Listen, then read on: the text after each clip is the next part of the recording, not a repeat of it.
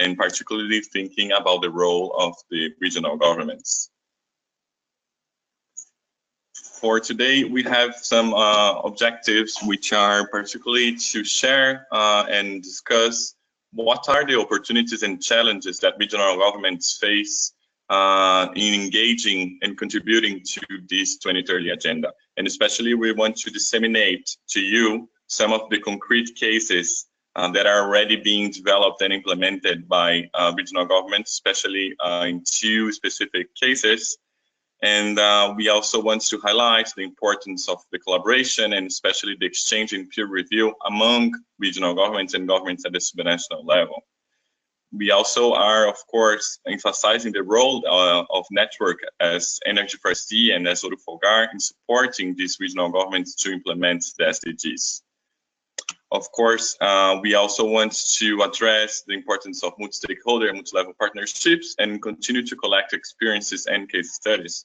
I want to let you know that we are going to record this webinar, and it will be made available in Energy for SD website very soon. We will let you know as a follow-up email.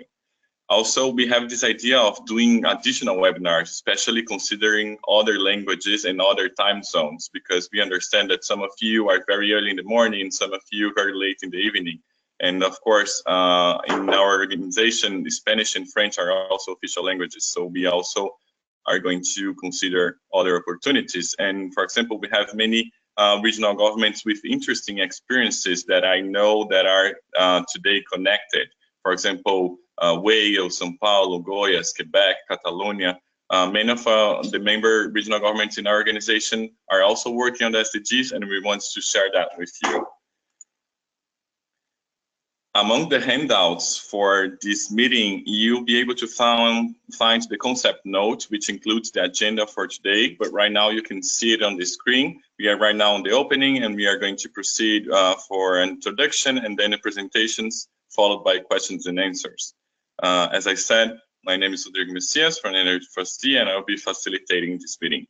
Also, considering we are many attendees, we encourage you to share your questions and comments through the chat box in the GoToWebinar. So when we have the opportunity, we are going to share those questions with the presenters, the panelists, and they will be replying in due time. Also, we are going to make use of some polls to also ask you a few questions, and I'm going to launch the first one right now, which is we wanted to ask you which sector do you represent? Where do you come from? So we may have an idea if you work for a local and subnational public administration, the private sector, the UN system, NGOs. So I can see that colleagues are already replying. We're gonna leave that open for a few more seconds before we close the poll. Because our idea today is mainly to focus on these regional governments and how they should be working on this, but especially we of course are more than welcome to receive the comments and considerations from people from other sectors. I'm gonna close this poll now, and it is interesting to see that around 10% are from subnational administrations, and we have 5% from private sector, and a lot of people coming from the UN system, 38%. That's quite interesting. Thank you very much. So just to explain to you a little bit, Energy for SD is a network that was established back in 2002 and represents only this level of governments in between the national and the local. So states, regions, and provinces. We have right now over 50 regional governments and associations from over 30 countries. We also promote advocacy and exchange of cooperation, particularly in three fields: sustainable development, climate change, and biodiversity.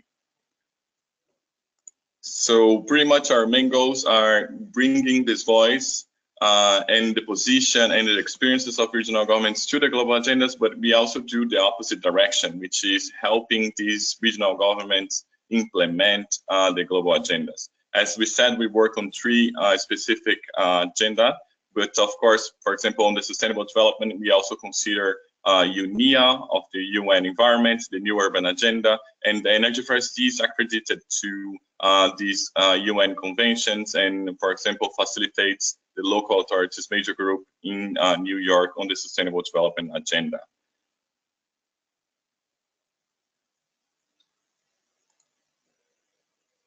Next, I just want to clarify why we are talking specifically about regional governments. They have many exclusive competencies, for example, on policy making, planning, and legislation, on a series of topics that are directly relevant for achieving the SDGs at the subnational level, for example, on water and sanitation, education, health, housing, energy, infrastructure.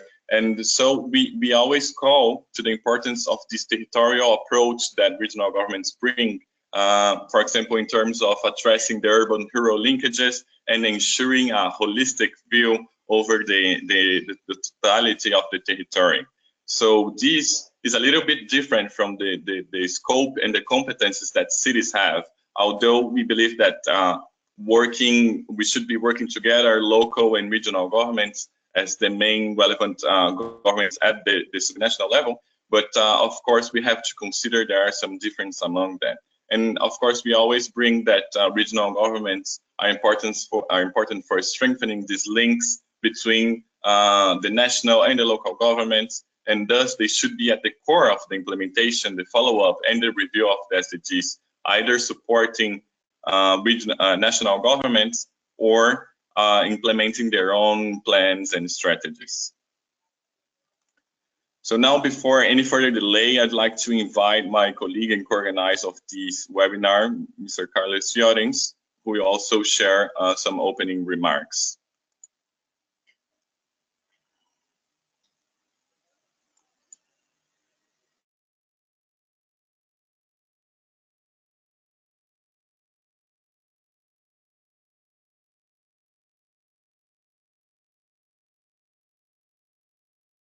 Carlos, are you with us? Can you hear me? We cannot hear you. You might have muted yourself. Let's see.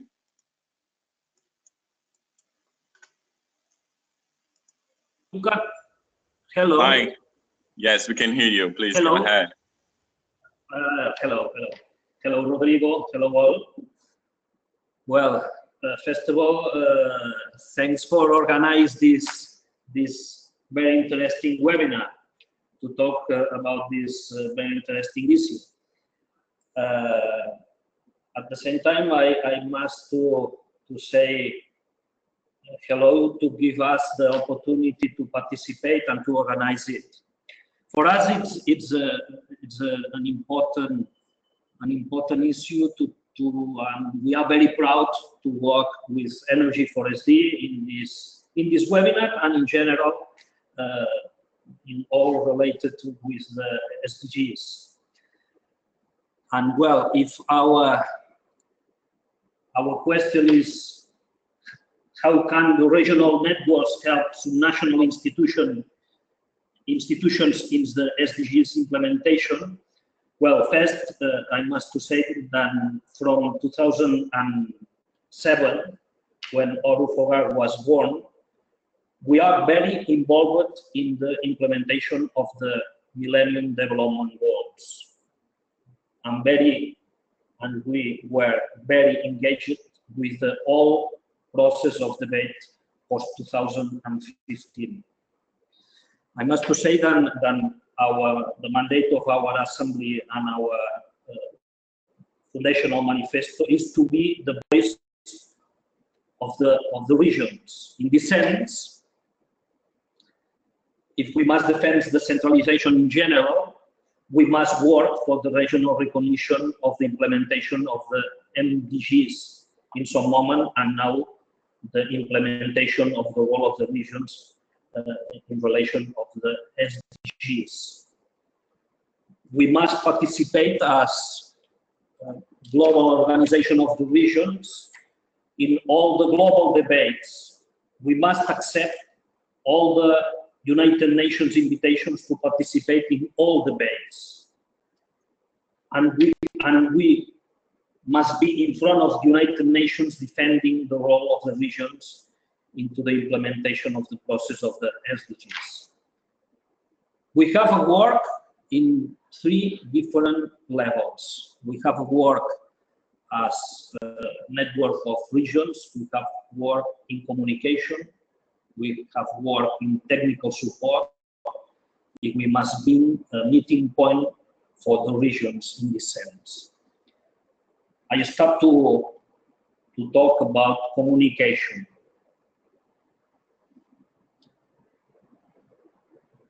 We have a work of communication and information with all related with the SDGs and their implementation. We must explain that every 15 days we have a newsletter, and in this newsletter we talk very often about this subject, about the SDGs and the implementation. And it's important to say that our newsletter is sent to all the regions of the world.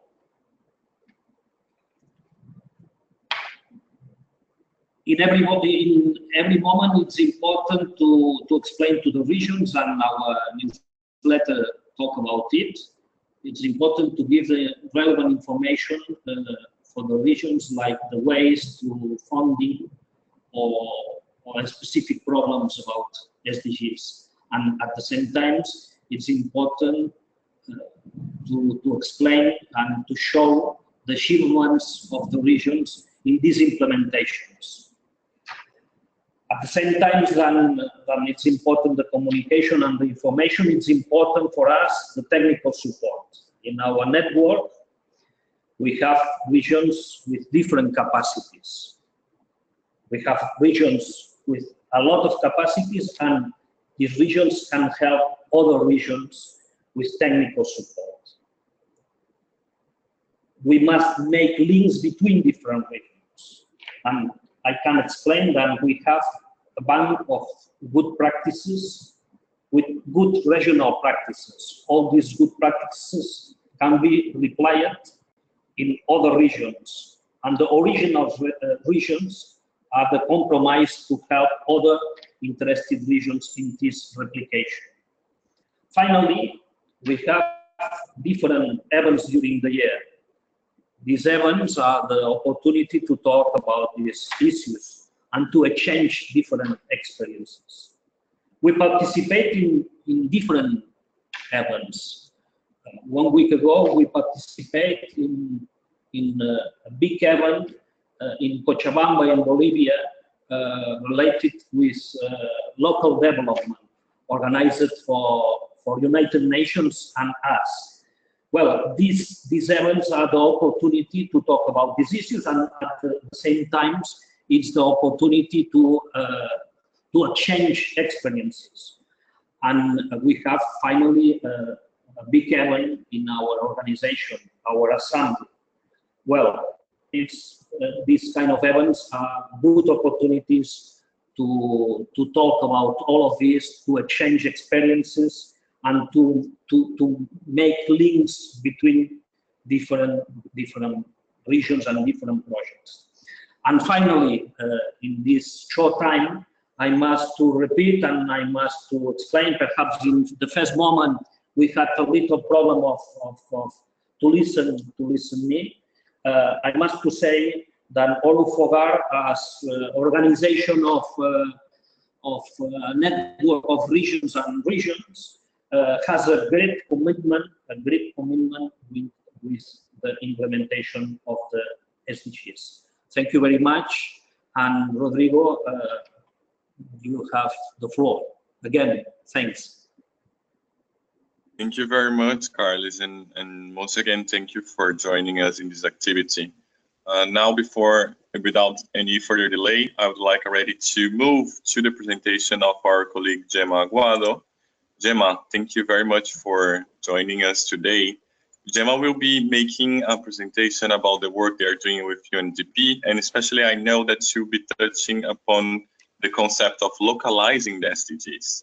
So before she starts, I'm going to launch a second poll. which is to ask, how familiar are you with this concept of localizing the SDGs?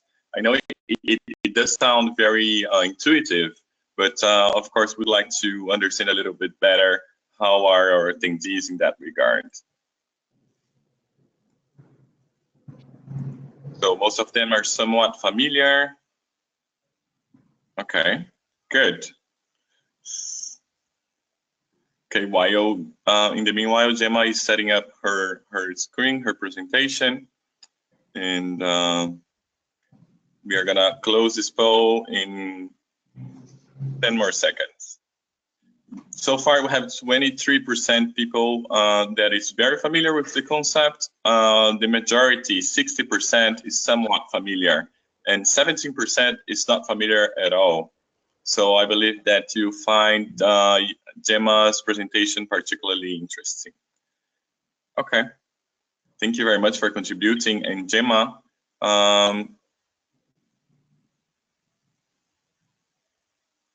we can now you can take the floor and do your presentation. Thank you very much once again for joining us and for supporting the organization of this webinar. Thanks, Rodrigo. Hi, this is Gemma. Good morning, good afternoon, everyone. I am Gemma Guado from UNDP, as Rodrigo just said.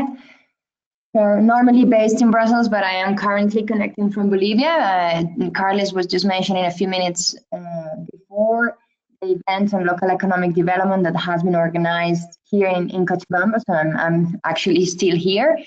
Very successfully organized together with Fogar and other institutions.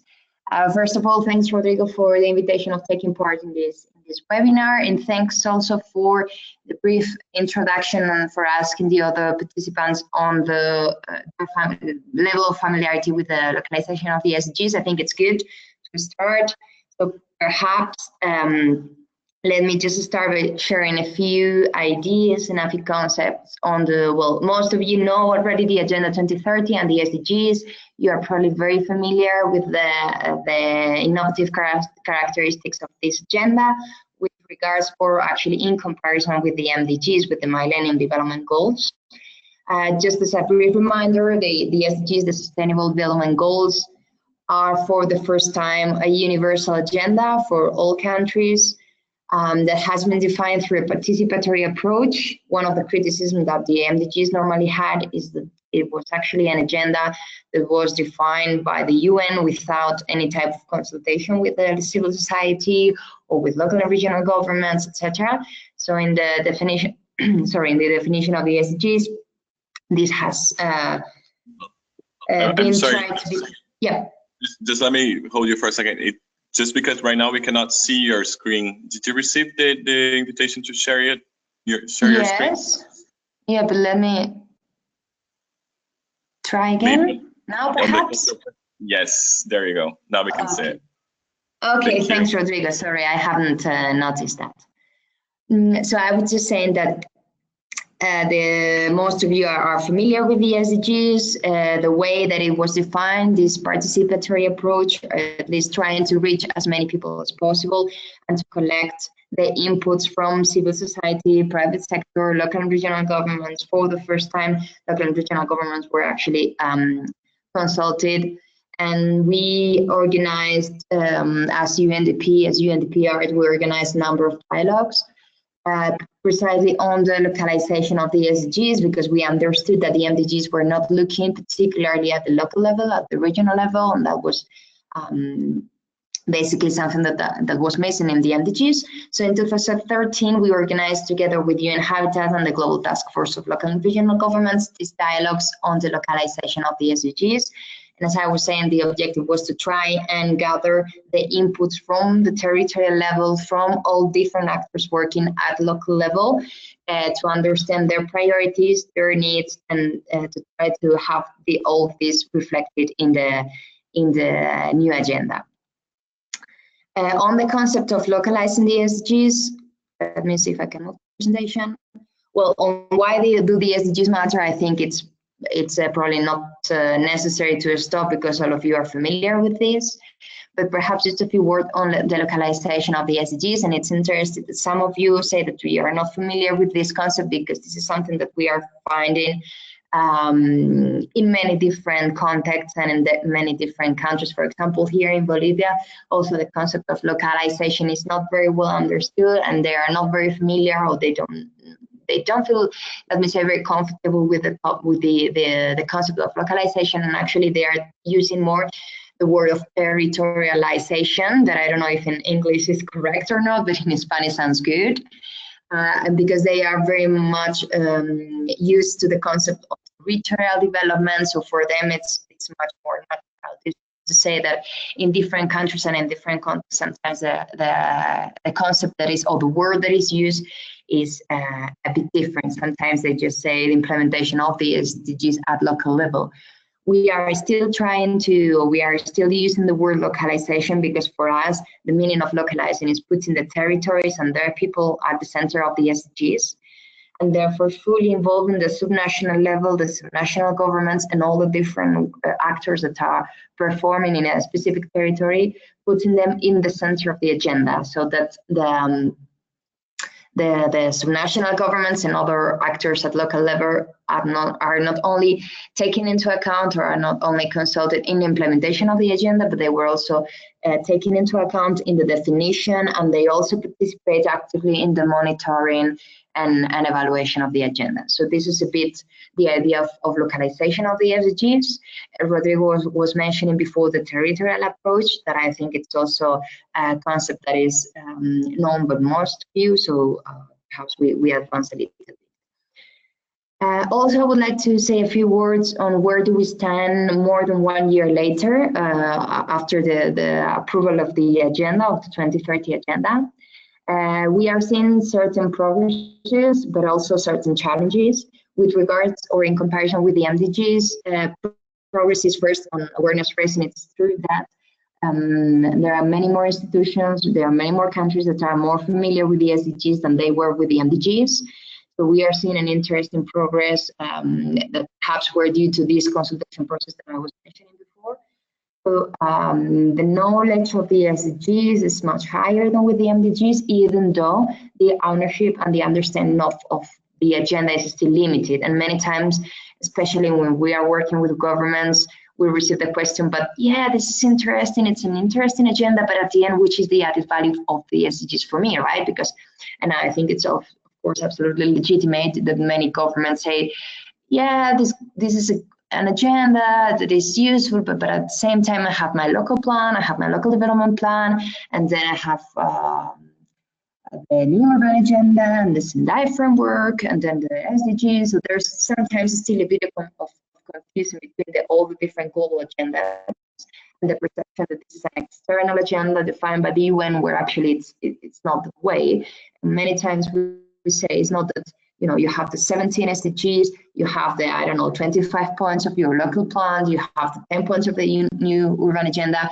So 17 plus 15 plus 10 shouldn't be a lot of them, but actually this would be an agenda that facilitates or that helps you to better prioritize your needs, and actually to take advantage of all the different tools, all the different mechanisms that are being developed around the SDGs to help you as a local government better implement your local development plan. So this is a bit the idea. It's not something that it's imposed, but it's something that can be used or that we can benefit from these SDGs.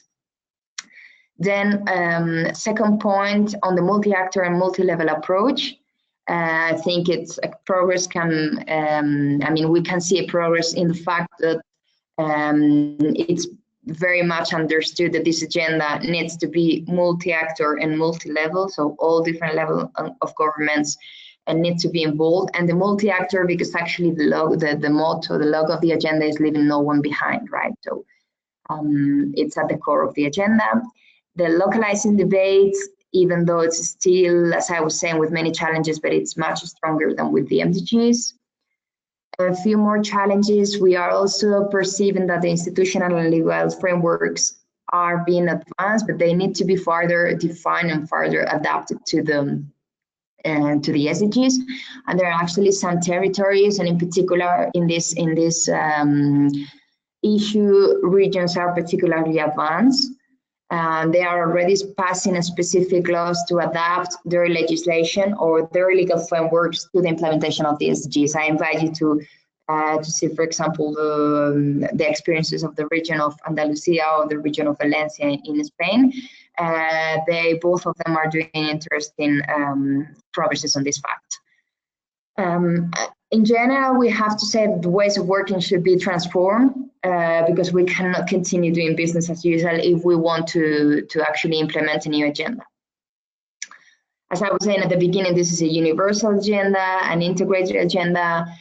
So also sometimes we are seeing that certain institutions, certain territories are just concentrated or just focusing on picking one particular SDGs.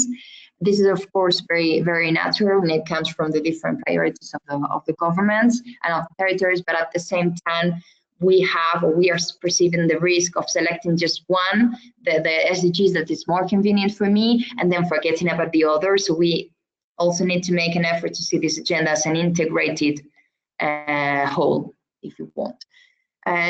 Also, a few words on the work that UNDP and in general the United Nations are promoting on UNDG, which is the United Nations Development Goal. There's a strategy to facilitate the implementation of the SDGs, which is called the MAPS strategy, that is already being advanced in quite a few countries. MAPS is an acronym because you know that in the UN we love acronyms and we use acronyms for everything. So the MAPS strategy, MAPS comes from mainstreaming, acceleration, and policy support. These are the three components where we are trying to support the different governments at national and local level to advance the agenda. UNDP in particular also has an integrated framework to work in a more coherent way in local governance and local development in these two topics. And in particular, we have launched the virtual platform on localizing the SDGs, which is this one that you have on the screen now. You have there the website localizingthesdgs.org. This is a virtual platform. It's an open space to share experiences on the localization of the SDGs. So you can here find tools, specific tools that have been developed. And I see a message that I think I already need to finalize the presentation, so I will be very brief. Here in the platform, you can see, as I was saying, you can discover tools that have been developed specifically for the localization of the SDGs. You have a library with hundreds of documents, and you have also experiences that different territories have been uploaded. Here, well, if you visit the website, you will see the different phases that we are proposing. I only have a few minutes left. Let me perhaps focus on some of the experiences that the regions are promoting on the SDGs. And I will focus on some specific examples. For example, I was mentioning before the region of Valencia in Spain. In July 2015, they already started to work with the localization of the SDGs. And I invite you to visit the website that I was mentioning before, because there you can find a systematization on the work that this region has done to promote the SDGs. They have, as I was saying, passed specific laws. They have created a consultative committee with representation of the different units of the government. They have also launched a communication campaign with the universities, with the schools. So they are really looking into the SDGs, not only as a cooperation strategy, but also they are looking at implementing the SDGs in their own region, which is quite interesting. We have another example in Tunisia, for example, the Medellin Governorate. They have also reviewed their development plan with a SDG lens, and they have published these cooperation guidelines with an SDG approach, another very interesting document that I invite you to visit in the website.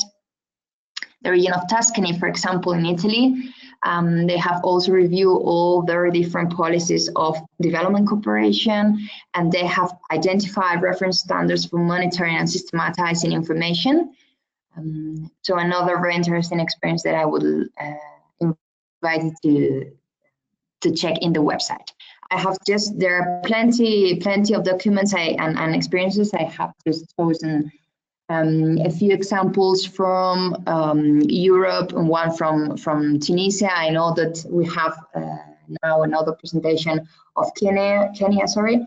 So I hope that you will also have a diversity of different experiences and examples from different parts of the world.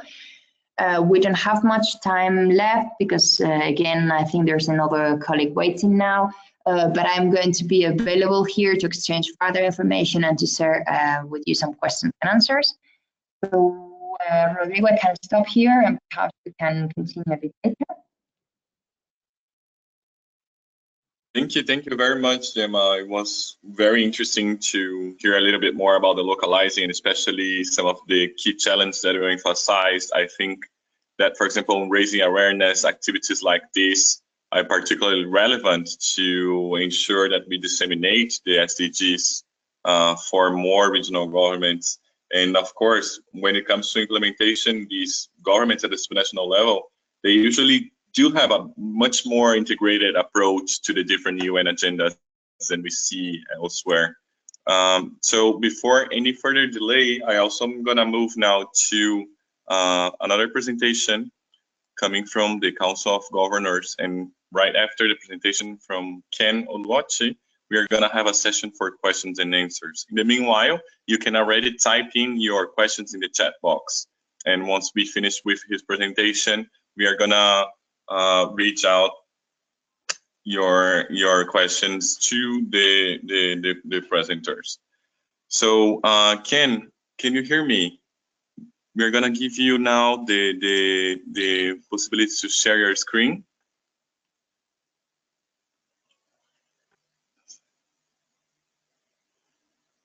Okay, so I can see that you, yes, hello, we can hear you. Welcome to Ken, and thank you once again for sharing the experience in Kenya. Good evening, ladies and gentlemen from Kenya. I'm sure it's morning in other parts of the world and even late night elsewhere. So thank you very much, Rodrigo, and the NRG4SD team for organizing this very informative webinar. Without taking much time, I think I'll go straight to my presentation. As has been well stated by Rodrigo, I'm Ken Oluwachi from the Council of Governors that is in Kenya, and currently supporting SDGs mainstreaming in the counties in Kenya.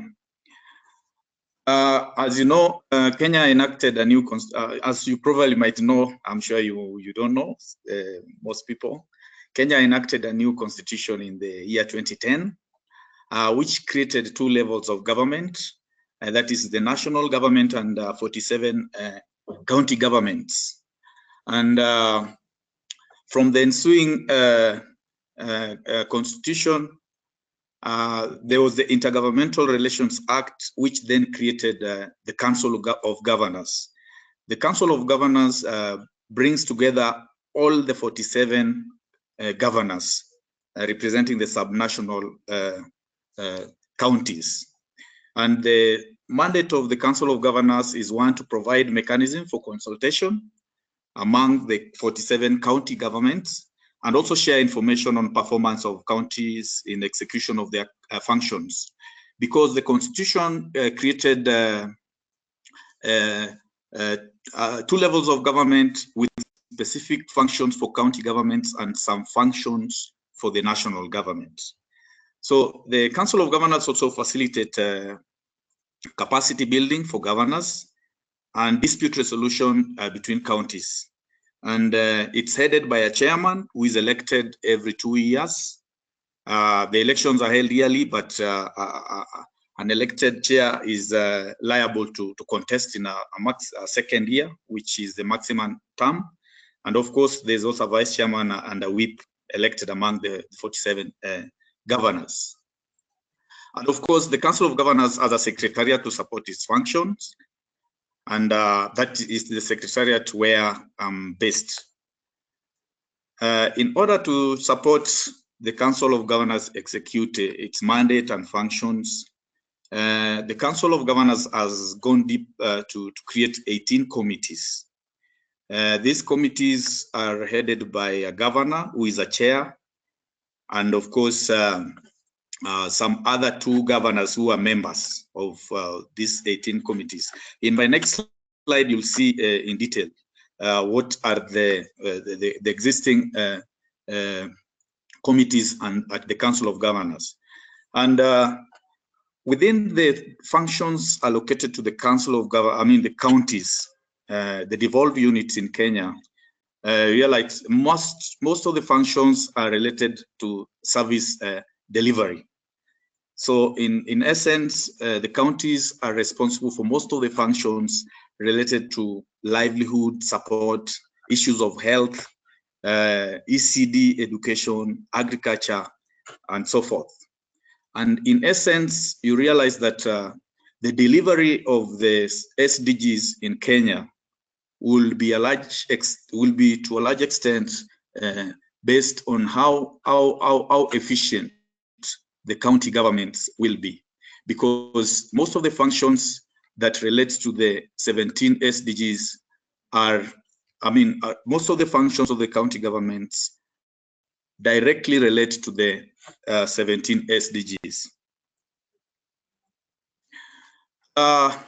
Maybe just to put this into perspective, is that Kenya developed a roadmap for SDG implementation. That was last year in September. And this roadmap isolated key issues, rather key drivers for the success of realization of the Sustainable Development Goals. One of the issues identified was the issue of the need for stakeholder mapping, identification of who are the stakeholders, what are they doing, in what areas they are. This is supposed to help in building synergy amongst all the players in SDG implementation. Then another key area that the roadmap of Kenya has identified is the need for advocacy and sensitization on SDGs.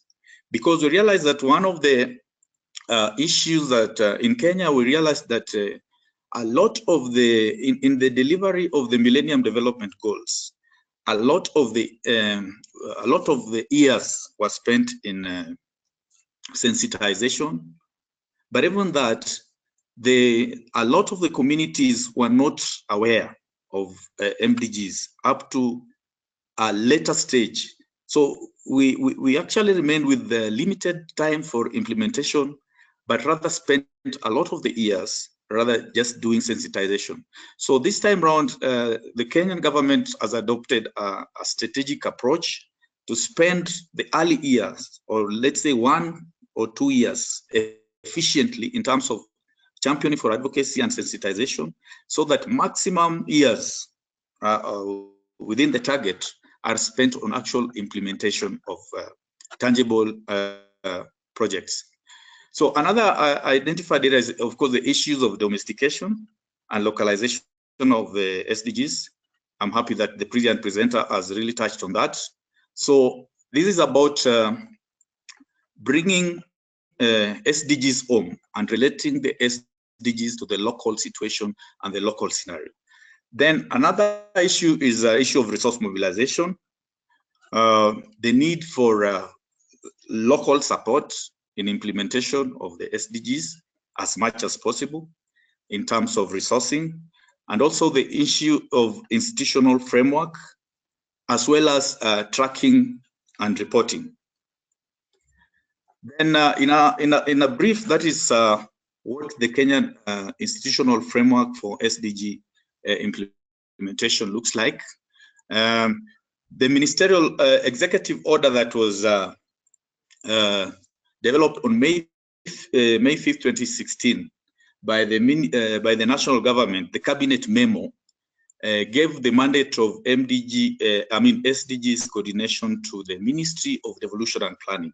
So in Kenya, current coordination of SDGs activities is domiciled at the Ministry of Devolution of Planning at the national level. Then, of course, there are SDG specialized unit, which is the unit I've just talked about, which is at the what we are calling the SDG unit, based at the Ministry of Devolution and Planning. Then this SDG coordinating unit brings on board people from different sectors. We have the private sector, representatives of the United Nations agencies, national government, other ministries of the national government, civil society organization, and development partners. And down there, you'll see the county government. That is the Council of Governors. The Council of Governors representative also sits in the National SDG Coordinating Committee.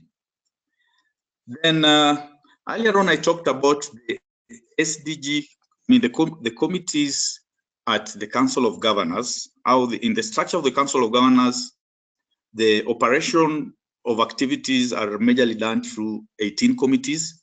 And as you can see, the committees are very much related to the SDGs themselves in a way. We have Agriculture Committee, Arid and Semi-Arid, Finance and Economic Affairs, Cooperative and Enterprise Development, Health Committees, Infrastructure, Issues of Intergovernmental Relations Committee, Information Technology and Communication, Legal Affairs, Urban Development, Resource Mobilization, Rules and Business Committee, etc. Then what we have done at the Council of Governors is that we have looked at the county functions and then looked at the SDGs and related them. And as I stated earlier on, you'll note that most of the county functions are very much related to the SDGs, because the counties, for example, the Constitution gives the mandate of delivery of the agriculture function to the county government, and that is very much related to goals 1 and 2. And then also the constitutions give the mandate of delivery of county, the function of county health services to the counties, control of air pollution, noise pollution, and other public nuisances. So what these functions, the functions I'm highlighting here, are practically what the constitutions mandates the county government to deliver in terms of their functions. And then we have tried to compare these functions vis-a-vis the SDGs, and we find that most of these functions are very much related to the SDGs, and so the county governments are very, very, very key in the success of realization of the Sustainable Development Goals in Kenya. In terms of SDGs implementation milestones at the Council of Governors, maybe I could highlight that one thing we have done is the Council of Government, the Council of Governors has institutionalized SDG coordinations through all the 47 counties. Because within each county government, we have what we're calling the County Director of Planning and Economic Affairs. So we have domiciled coordination of SDGs, coordination of SDGs implementation in the counties in this office. And then the County Directors of Planning and Economic Affairs have been taken through sensitizations. We've carried out several sensitizations on SDGs, and particularly also on SDGs indicators. And this is very, within the SDG indicators, Kenya has been able to look at the global indicators, and we've been able to domesticate the global indicators and identified 128 indicators, which are very related, which are very relevant to the Kenyan situation. So we have a set of 128 indicators, which will support SDGs performance tracking in Kenya. And then the Council of Governors has also created a desk, an SDG desk, and appointed an officer to support all the 47 counties in implementation of SDGs by being a link between the counties and the national government, because the SDG officer at the Council of Governors is part of the National SDG Coordination Committee. So he therefore provides a link between the 47 counties and the national government. And then there's a very elaborate information flow system between the counties, the COG, and then the national government. Within the Kenyan planning framework, we have what are called the county integrated development plans. And the county integrated development plans actually are for a period of 5 years, and they provide a basis through which counties are able to appropriate funds, because it's linked to the national budgeting process. So what we have done as the Council of Governors is that currently the first generation of the CIDPs, what you're calling the CIDPs, is coming to an end, and we're in the process of developing second generation CIDPs, which will run from the year 2018 to 2022. And to support counties in developing CIDPs, we have been able to, we have developed guidelines that will help counties in developing the CIDPs. And within these guidelines, we have been able to mainstream SDGs. So SDGs have become a very key, one of the key issues that even as the counties will be undertaking their planning, they'll do that wearing the SDG lens, looking at the SDGs, all the SDGs which are relevant to each county, and particularly reflecting also on the SDG indicators that Kenya has been able to prioritize. Within the COG, we have also aligned the 18 committees. We have aligned the SDGs with all the 18 committees, looking at each committee and which SDG does it relate to. This is to also support, because one of the roles or the functions of the committees is to provide necessary backstopping to the counties in implementation of their programs.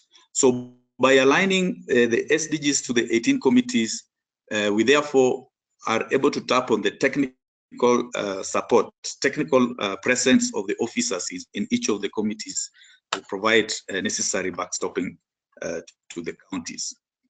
So within the planning framework of Kenya, of course, we are lucky that our Kenyan blueprint for planning, which is Vision 2030, is very much its end period is in tandem with the global goals. So this has been one lucky thing for Kenya, because the Vision 2030 developed in the year 2008 tallies very much with the SDGs, and it also looked at issues of economy, society, and politics, which are very much aligned to the pillars of the SDGs. So in our planning framework, we have the Vision 2030, then the CIDPs, which I just talked about.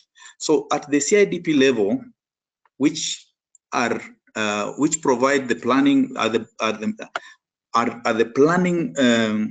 should I say, they provide the planning framework for the county governments. We've been able to mainstream SDGs at the CIDP level. This means that the programs and projects that are implemented at the county government level, therefore, are able to embrace the SDGs. And beyond the CIDPs, we have the county strategic plans, sectoral plans. So by embracing, or rather mainstreaming, SDGs at the CIDP level, all the subsequent levels of planning, the strategic plans, sectoral plans, departmental, and individual work plans, therefore are able to embrace the SDG agenda. Ken, I'm sorry to interrupt, but we are receiving many questions, and I believe we are eager to move to the questions and answer session. So if you could please conclude the presentation. Yes, just in a conclusion is that all these, of course, there are numerous challenges that we have experienced. One is that for the purposes of tracking progress, we have the issue of data, inadequate data management system at county levels, which provides a huge challenge in terms of tracking progress because we don't have the baseline data in certain cases. Then, of course, we have a low awareness on SDGs among certain county officials and even within the communities. And issue of coordination between different sectors, departments in terms of delivering of the SDGs. This is coupled with high expectation. There is people expecting maybe there'll be some grant financing from outside. But of course, the approach this time is that as much as possible, local financing is encouraged. And then, of course, limited resources that is available to address the desired community needs. And last but not least, the issue of personnel, the qualified, or rather the technical expertise available to support in the implementation of the SDGs. Then some of the ongoing planned activities that we are currently doing at the Council of Governors is, of course, the issue of mainstreaming is continuous into county planning. As I told you, the process is ongoing, the process of planning. And then the incorporation of the SDG indicators in the county integrated monitoring and evaluation systems. We are trying to look at the prioritized indicators for Kenya and how they can be aligned to the county integrated monitoring and evaluation frameworks. And then the issue of sensitization, which just is ongoing because there's a lot that is still required to be done along that line. As you know, Kenya is going into election in August, and we are planning to roll out sensitization for the incoming officials, both governors, county, and other county officials and other elected positions. And then we are, as you know, Kenya submitted the voluntary national review for this year. And the counties have been very much involved in this exercise by providing the reports. We developed a template which the counties used to give their view in terms of what they see as the progress they've made in SDGs implementation. And all this report was channeled to the National SDG Coordination Unit for compilation. And this has formed part of the Kenyan report in terms of the VNR. So I think I'll stop there, and maybe I'll be able to take questions as they come. Thank you very much, Ken. It was a very interesting presentation, especially to see how it's important to keep the coordination between the national government and the regional governments. Right now, we want to move to questions and answers, and especially I know that Gema Aguado needs to leave very soon. So we do have some questions to her that I'd like to share with her right now. We received the first one from Renata Seabra, and she's asking what the UN is doing to address the fact that sometimes UN agencies are working silos in the SDGs.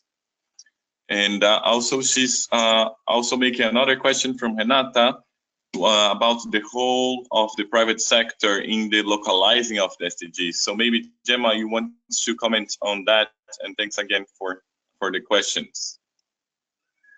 Yes, thank you, Rodrigo. Absolutely. I was actually already replying in the chat, but I think not everyone has access to that. So just actually two very good questions. On the first one, on the coordination, on the working in silos.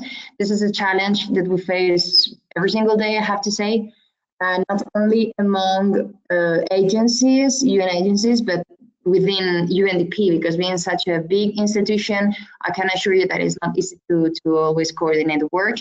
The strategy that I was mentioning at the very beginning, the MAPS strategy, is actually a UN strategy. It's not a UNDP, it's a UNDG, which is the development group that involves representatives of all the different agencies.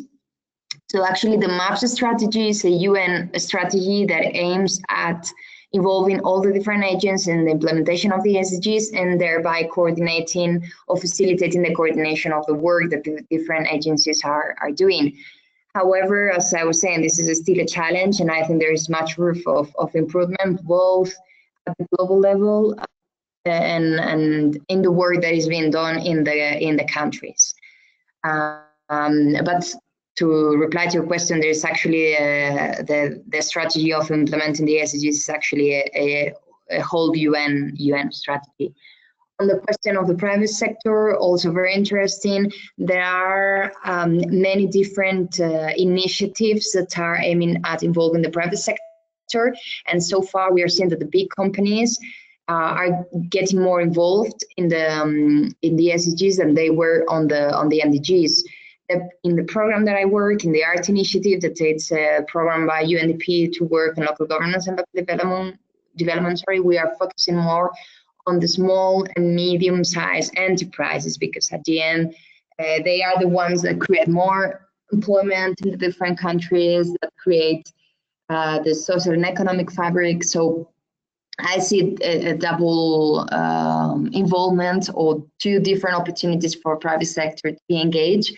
One, it's the big companies that are joining the Global Compact, for example, and that are trying to work together towards the SDGs. And another level that is, in my opinion, as important as the first one, is the work with small and medium enterprises. And I was mentioning at the beginning, for example, we have organized the last week here in Bolivia, the Forum for Local Economic Development, which also one of the topics was the SDGs, and we were looking at how to involve the small and medium companies, the small and medium business into this. The report of the forum should be available relatively soon, and we will post it in the website of the localizing, and also in the website of the Forum of Local Economic Development. So I also invite you to look into that whenever you have a moment.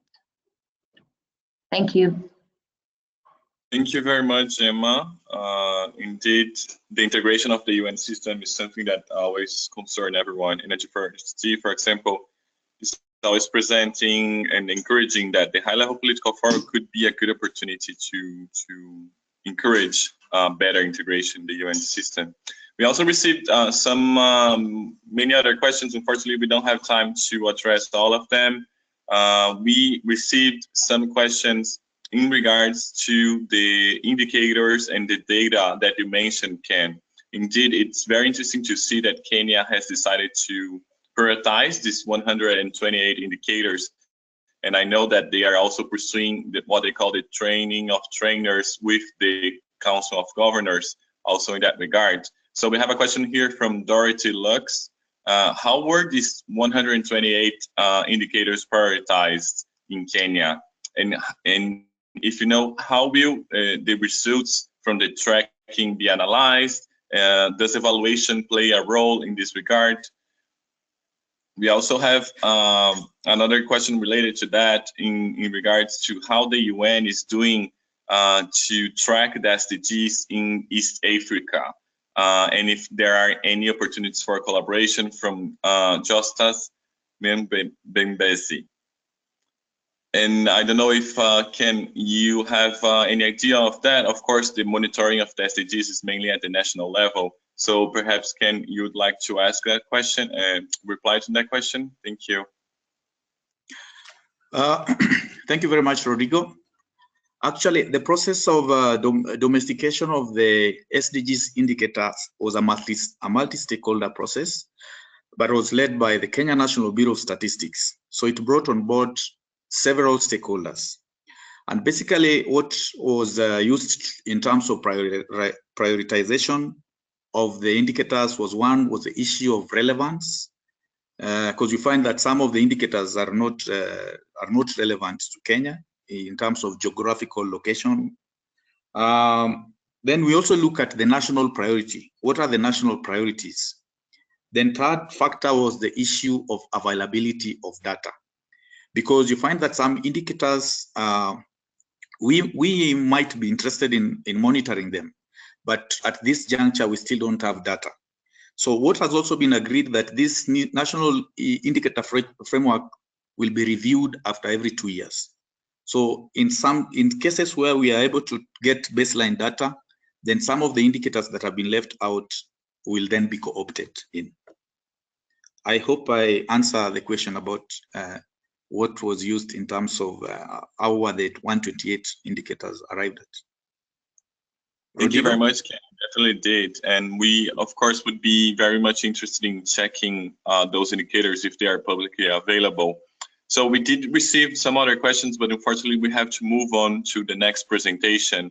But what we'd like to suggest is that we are going to collect these questions that we received through the question panel, through the chat box, and we are going to collect some answers from the panelists and post those in our website so you can check it up later. I hope this is agreeable by all, and we are now going to move to another different case study, and we are going to hear more about the experience from the Flemish government. So our colleague Matthias de Moor, who is also our co-chair for the North in Energy for SD. So Matthias, if you could please share with us the experience and how you are treating the SDGs in the Flemish territory. I'm sure everyone will be eager to hear. Thank you very much for joining us again. Hello, thank you for the nice introduction. Can you see the screen? Okay. Yes, we can see it. Thank you. Okay, very good. I'll get started right away. I'm Matthias de Moor. I work for the Environment Department of the Government of Flanders, which, as Rodrigo mentioned, is right now also the co-chair of Energy for SD. And it's my pleasure to tell you a bit about how Flanders approached the Agenda 2030 and how we went ahead with the implementation as a region within Belgium. This is a short overview of the presentation. First, I'm going to start with the Belgian institutional context, which can be quite complicated, but which is key to understanding the way we handle the Sustainable Development Agenda here in Flanders. Afterwards, I'll shortly go into the Flemish institutional context, and afterwards I'll explain a bit how we approach the SDGs in Flanders. And also more importantly, maybe in the current time, Belgium has been preparing the National Voluntary Review for the High-Level Political Forum in 2017. And Flanders has engaged very actively in the preparation of this report, in this review. So I will go into further detail when it comes to the preparation of this National Voluntary Review and the Flanders role therein. So first step is the Belgian institutional context. And yes, so while Belgium has a very long tradition in committing to the sustainable development agenda internationally as well as locally, this also happens as engagement at the federal level as well as on the federated levels. And to ensure that the federated levels are truly engaged in this mission, there's a pretty strong institutional setup in this regard. And so the Belgian constitution helps move the position of regions within the sustainable development agenda forward by stating that in the exercise of their respective competences, the federal state, communities and regions pursue the objectives of sustainable development with social, economic and environmental dimensions, taking into account intergenerational solidarity. So these respective competences, a lot of these competences are in the hands of the regions, of the regional level on which among others, Flanders works together with Brussels and Wallonia. And so, for instance, environment, agriculture, energy, a lot of these competences are really in the hands of Flanders. So we do have a very important role to play when it comes to fulfilling the Agenda 2030. Further on the federal level, of course, there's a need of a lot of coordination, a lot of cooperation and dialogue. And to that end, there was an establishment of the Interministerial Conference for Sustainable Development, which puts around the table all the ministers, regardless of the level of government, whether it be federal, national, regional, who brings together all these ministers of sustainable development to jointly talk about how to move things forward and to coordinate their actions in order to come to the best result. One of these results was the first national sustainable development strategy that was adopted in the spring of this year, 2017.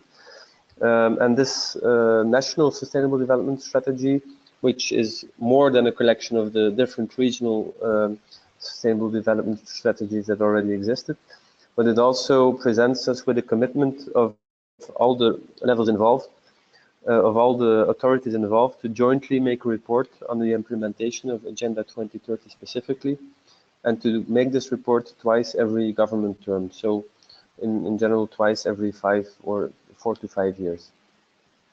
That also leads me already for the first time to the National Voluntary Review. So this interministerial conference has an administrative wing and a political wing, and both sides of that story really contributed to the establishment of the review, but I will get more into detail later. And another important Belgian institution is actually the Interfederal Statistical Institute, which allows the statistical services of all regions as well as the federal level to sit together around the table and work out which indicators should be used for national reporting. Because even within our country, regions sometimes use different indicators, so sometimes there's a need for coordination in that regard. Also, I wanted to add that also in the political wing of the Interministerial Conference, there are Flemish ministers attending, and most importantly for the National Voluntary Review, our Flemish Minister President, Geert Bourgeois, was also sitting at the table to make sure that he could give his political go-ahead for the report. Then the Flemish institutional context. So yeah, the Minister President has a very important role by coordinating, because he is actually also the minister responsible for sustainable development. But all the other ministers that have competences that are related to the SDGs, which are pretty much all competences given the wide range of the agenda. So these other ministers should also implement the SDGs and sustainable development in their respective policy areas. So for instance, my own minister, Joko Schroevliegen, who has competence for agriculture and environment, she has to make sure that in her policy areas due attention is given to sustainable development. On the administrative level, there's also been a cross-cutting sustainable development working group, which brings together all the policy areas in Flanders who are in one way or another connected to sustainable development. And responsibilities of this working group include coordinated policy preparation and as well the implementation. And this group also assisted in preparations for the National Voluntary Review and the National Sustainable Development Strategy that I mentioned earlier, and which went way beyond just introducing the Vision 2050 of Flanders into the national strategy, but I will get into that Vision 2050 strategy later. And also very important with regards to this presentation is that this group, which brings together the different administrations, also prepares and evaluates SDG implementation in Flanders. So yeah, I'll get into a bit more detail for the voluntary national review. So at the first stage, inputs were collected not only on the Flemish level as presented in this slide, but also on the Walloon, Brussels and federal level, depending on the competencies. And this input collection also happened in close collaboration with all the different stakeholders. The Federal Ministry of Foreign Affairs collected all the materials and they drafted the first report. And they sent that first draft report to a focal point in Flanders, who then distributed it further to experts for feedback. Based on that feedback, a second draft was made. And then the step was made to have it politically validated through by all ministers involved from all levels of government. In the case of Flanders, as I said before, this validation was done by the Minister President, Geert Bourgeois, for efficiency reasons, but all other ministers were also, of course, in the loop with regards to the report. And the final voluntary national report was handed in time, I think 2 weeks ago now, and can now be found on the UN website, and which will be presented in New York 2 weeks from now. So I also warmly welcome you to read that report. It comes with a lot of interesting information, also about Flanders, which became very visible in the report as a result of our own contributions to it. I'll go quickly over this timeline. It was just an overview, but yeah, the work started really heavily in 2016, given our commitment to the Belgian commitment to start a national voluntary review, and of course Flanders' commitment to contribute fully to that. To that end, we also established the Flemish SDG roadmap based on a gap analysis, which in part was top-down, for instance, by international studies from the OECD, who said how certain member states were doing, but also bottom-up by having certain ministries engage with external partners or internally conducting gap analysis to see which efforts should be done and are being done to the fulfillment of the SDGs. Also, there's an ongoing work, because it's put in 2016, but it's still ongoing, to really define SDG targets that are specifically apt for Flanders. There was also a close collaboration with CIFAL Flanders, which is part of UNITAR's network of international training centers, and helps organizations and institutions to support action in sustainable development. And together with CIFAL Flanders, we organized the UN Day in the Flemish Parliament on SDGs, which was a big event with high-profile artists, information stands, and high-level speakers, and quite some engagement from different stakeholders as well. So throughout the process, there was a lot of dialogue with partners and stakeholders. Yeah, the idea was also to inform and engage civil servants through workshops and training, so that people within the administration of ministries are well aware of the agenda. Yes, in 2017 there was a finalization of NVR, but also, of course, yeah, the results should be afterwards, after also getting feedback on the report. But the preparations for that report helped to build an SDG implementation agenda specifically for Flanders. It's still under construction, but we're already quite far away. So yes, some specific SDGs for Flanders have been identified and formulated. Next steps will be also to SDG-proof public institutions, as well as to integrate SDGs on the more local level, so the level of cities and communes and provinces. So more context for Flanders, we already had a long-term vision for sustainable development, which is Vision 2050, and it constitutes the third Flemish strategy for sustainable development. The focus for that strategy is on Flanders, but it of course follows international tendencies, such as the Agenda 2030. And yes, attaining these sustainable development goals are a prerequisite to reach our 2050 goals.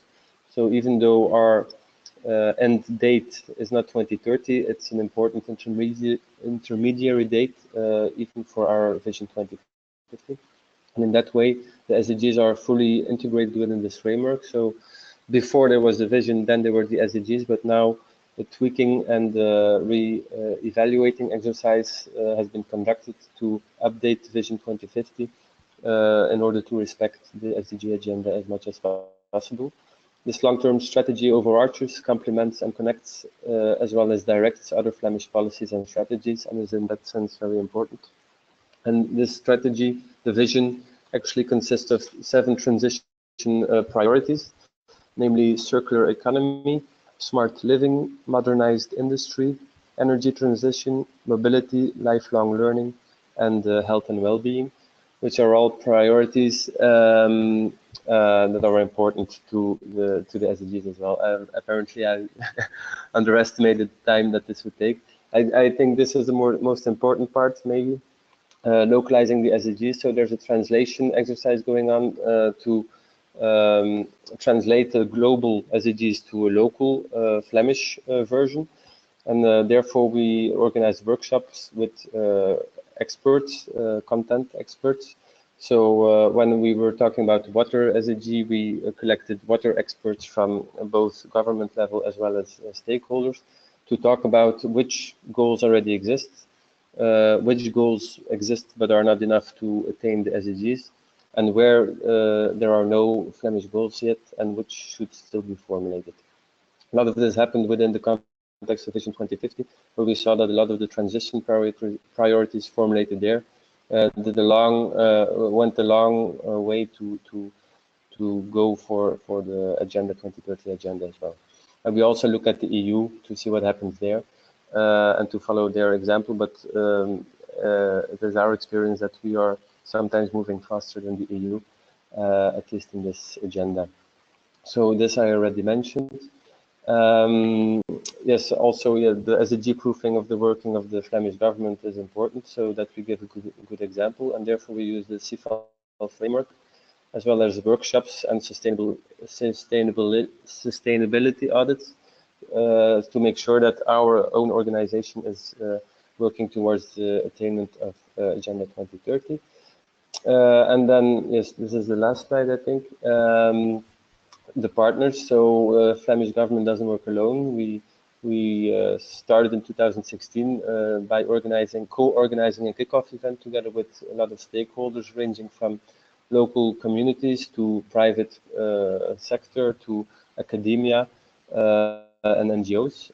And more than 200 stakeholders actually attended this kickoff event with a fruitful exchange of good practices, actual commitments that were made by a lot of these stakeholders, and a high sense of awareness raising.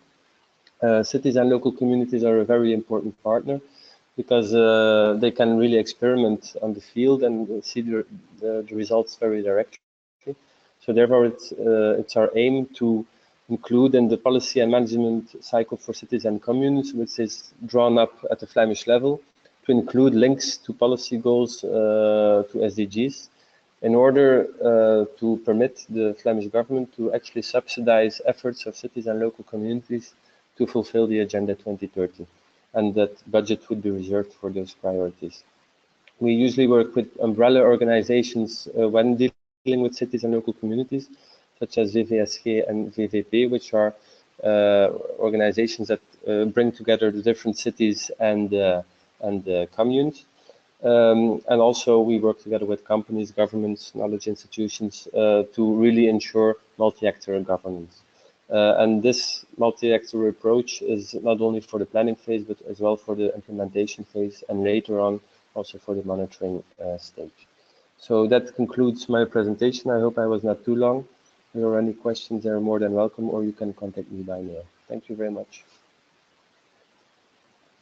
Thank you very much, Matthias, for the amazing presentation. We are always impressed to see how the SDGs are being implemented in Flanders, and the case of Belgium is definitely a case that should be looked into by other colleagues, and especially other national governments. We did receive some few questions here. We have no more than 5 minutes to questions and answers. And one of the questions that we received was from Patricia Almeida Ashley, and she's asking Matthias, how in Flanders did you manage to engage civil society, and especially in this process of elaborating the voluntary national review, and also thinking about the Flanders case and also the Belgian case. What do you think would be the strongest element that you have in your territory, in your format of constitution, and that could be given as a clear and a strategic orientation to support other national governments in this process of the SDGs? Yeah, and I'll try to answer those questions. Not an easy question, especially the second one. But yeah, so when it comes to the first question, it's true that civil society, of course, was engaged through all the different steps, also from the National Voluntary Review. Only there was a slight challenge given the timing. So this National Voluntary Review was announced last year by our Minister for Development Cooperation. And afterwards, of course, we had to draw up a time plan, a timeline where we could draft a report, have experts comment on it, and also engage civil society.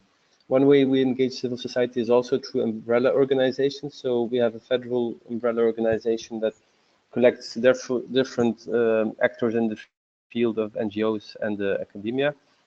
And they were given a chance to really comment on the draft report in written. They did have a side note where they commented on the little amount of time that they were given to do that, but they did manage to give very interesting and constructive comments that were fully integrated and incorporated within the report. And as well, when it came to the Flemish inputs, events were organized. So these were usually big events with seminar meetings, and where stakeholders could voice their troubles or their opinion, and those inputs were duly taken into account in further work done by Flanders. And also these events allowed for a certain context to be created between the stakeholders and the government officials who helped draft the report. When it comes to your second question, I'm not sure if I understood it completely, but I think the big strength here for Flanders when it comes to our commitment to the Sustainable Development Agenda within the Belgian context, I think is the way we have been helped by the Constitution. So yes, our rights as an active partner within this story have been set in the Constitution, and also because of the many competences that were given throughout the years to the regional level. So if we wouldn't have these competences, for instance, in the field of environment, it would be more difficult, of course, to put down our weight at the table.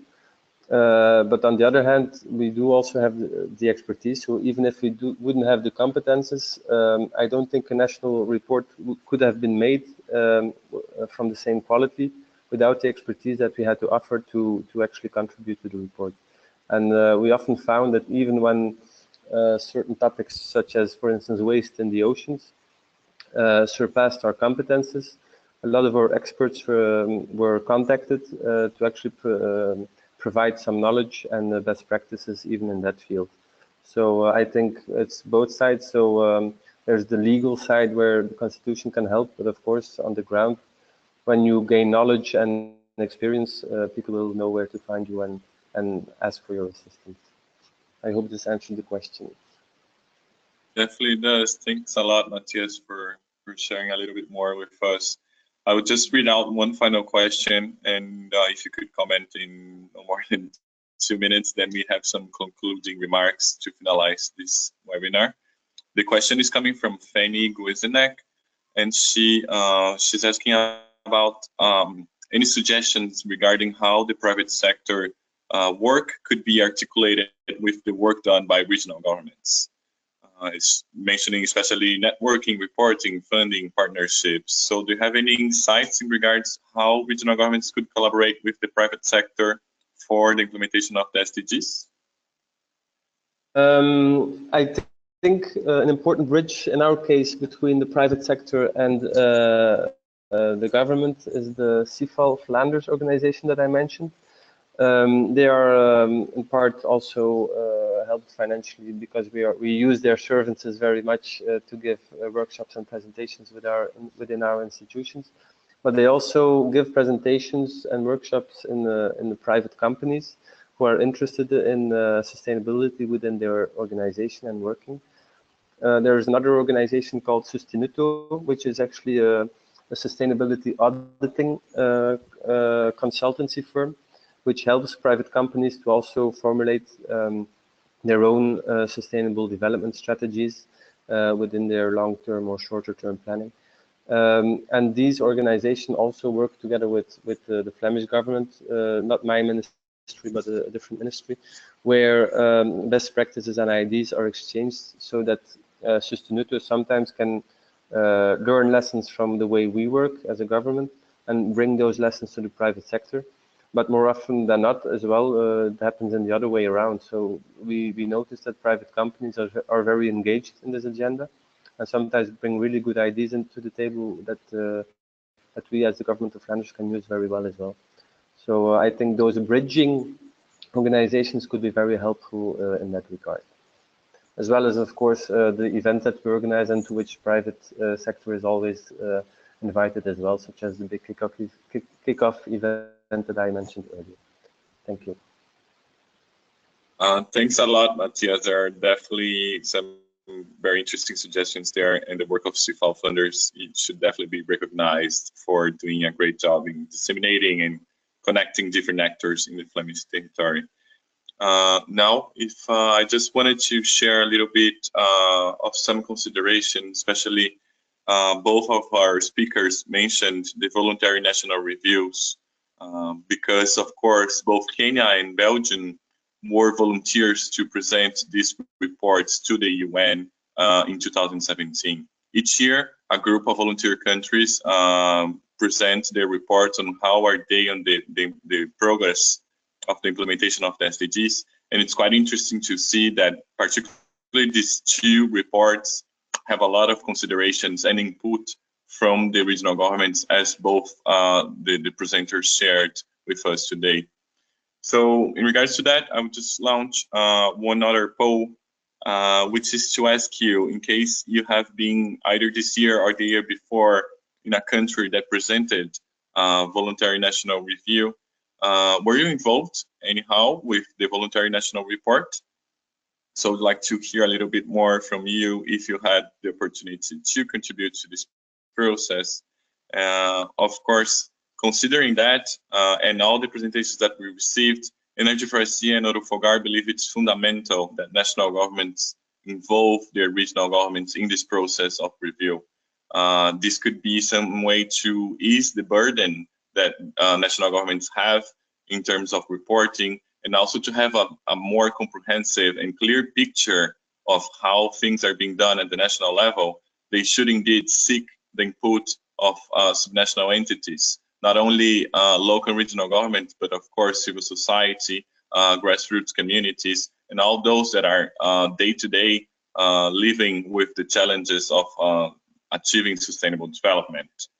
So thinking about that, we have carried on consultation with some of the regional governments members of our organizations, part of those countries, to find out more how much they had been included in this process, and also to get some suggestions to national governments on how they should pursue this reporting exercise. But I'm gonna close the poll and share with you the results, so you can see that very few of the attendees here felt they have the opportunity to input, to be involved with this voluntary national report, which is unfortunately something that we have come across also in some of the data that we collected. So this report that Energy for SD and Fogar are launching, you will be able to find in our website. We are going to bring it to the meeting of the high-level political forum as from next week. And some of the data from that you can see already on your screen. For example, something that was also very much discussed is the challenge of data and how to monitor the progress of the SDGs and the need to develop disaggregated data. In regards to that, Energy for SD also has a paper with some considerations of how regional governments could contribute to the indicators framework for the SDGs. You can find it in the handouts of this GoToWebinar and also in our website. For example, you can see that we have 75% of the respondents knew that their countries were developing their national reports, but only 50% said they were actually able to input to this process.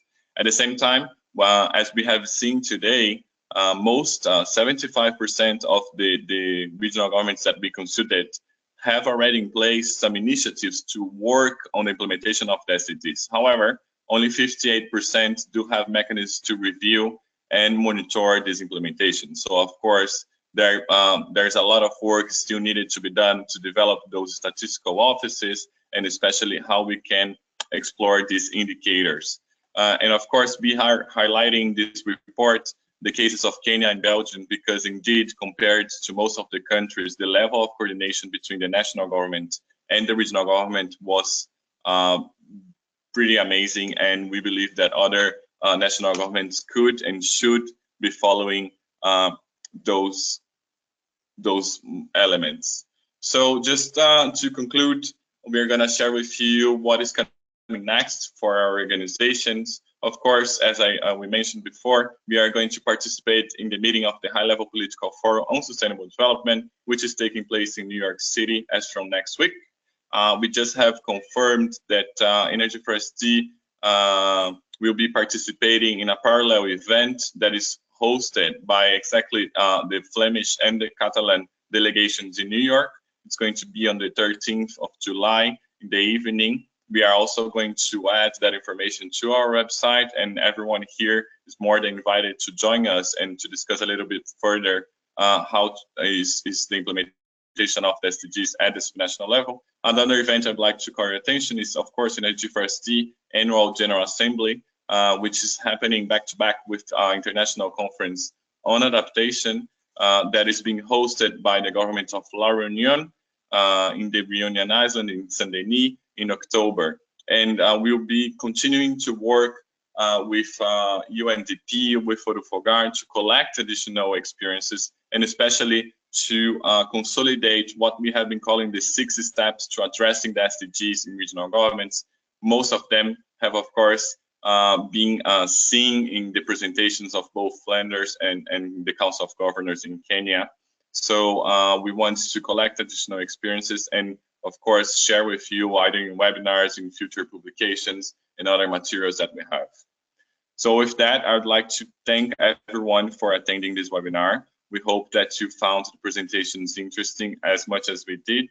I especially would like to thank Fogar and UNDP for all the support and for also joining. And of course, our both presenters, Matthias and Ken, thanks a lot. It was quite good.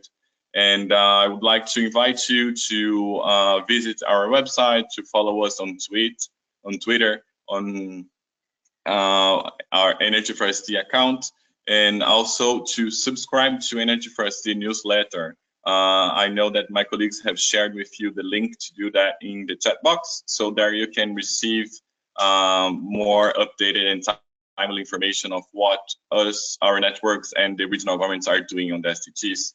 And we hope to see you all in future activities. Thanks a lot for joining.